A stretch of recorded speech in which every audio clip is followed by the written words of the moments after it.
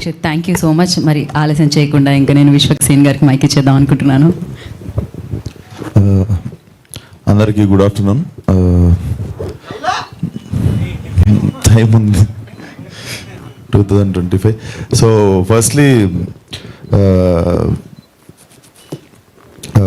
వెంకట్ గారు చాలామందికి అంటే కొంతమంది తెలియని వాళ్ళకి పరిచయం ఏంటంటే, మీరు వైజాగ్లో, విజయవాడలో, ఆంధ్రలో స్వీట్ మ్యాజిక్ అని చెప్పి మీరు ఒక స్వీట్ షాప్ ప్లస్ రెస్టారెంట్ చూస్తుంటారు కదా, సార్వే అవి.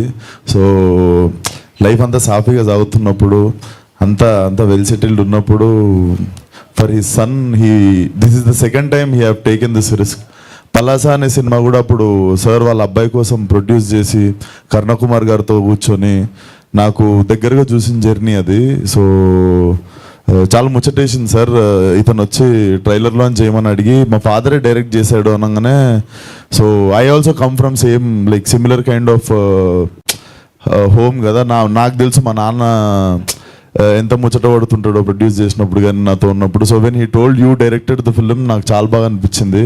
అండ్ రక్షిత్ ఒక మాట అన్నాడు, ఇది మా లాస్ట్ ప్రయత్నము. సో ఇది రక్షిత్ ఇక్కడ లాస్ట్ ప్రయత్నం అని మనం అనుకోవద్దు. ఇక్కడ ఓన్లీ వన్ మోర్ టైం ఉంటుంది, లాస్ట్ టైం అన్నది ఉండదు. So never say it's last attempt or anything. కొన్నిసార్లు మనం హోప్ వదిలేసినప్పుడే సడన్గా ఏదో జరుగుతుంది. So it's never lost attempt, it's always one more time. So cinema Palasa కంటే పెద్ద హిట్ కావాలని కోరుకుంటున్నాను, ఎస్పెషల్లీ వెంకట్ గారి కోసము. And definitely trailer looks promising sir. ఏదో అమెచ్యూర్ అంటే సినిమా గురించి అవగాహన లేకుండా చిన్న గుల కొద్ది డైరెక్షన్ చేసినట్టు లేదు, అస్సలు లేదు. డెఫినెట్లీ మీకు క్రాఫ్ట్ తెలిసి తీసినట్టే ఉంది. డెఫినెట్లీ సినిమా పలాస కంటే పెద్ద హిట్ కావాలి. Rakshit, all the best.